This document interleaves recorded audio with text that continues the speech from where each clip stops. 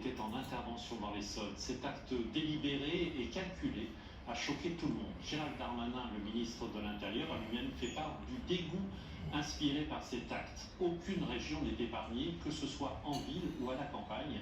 Les pompiers sont aujourd'hui quotidiennement la cible de ce qu'on appelle avec trop de pudeur les incivilités.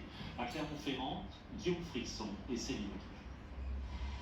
Depuis le début de l'année, 5 sapeurs-pompiers du département ont été blessés après une agression. Professionnel depuis 15 ans, Arnaud a vu progressivement la situation se détériorer au fil du temps et des interventions. Dernière en date, il y a 10 jours, alors qu'il porte secours à un piéton renversé par une voiture. Et lors de sa prise en charge, ça a commencé d'abord par des insultes, et puis ça s'est transformé ensuite par des crachats en direction du visage. Chaque intervention, que ce soit du secours à personne ou même de l'incendie, à tout moment la situation elle peut dégénérer. Si l'alcool ou l'usage de stupéfiants sont souvent au cœur de ces comportements agressifs, la compréhension reste de mise. Rodrigue a été menacé et insulté lors d'une intervention dans un appartement. On se fait agresser de plus en plus verbalement, physiquement.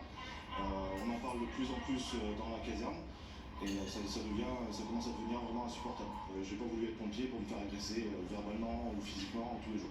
Pompier volontaire depuis 2014, Alexandre lui est toujours autant déterminé à poursuivre son engagement, même si lors de la soirée du 14 juillet dernier, il a été menacé physiquement par 2 jeunes hommes.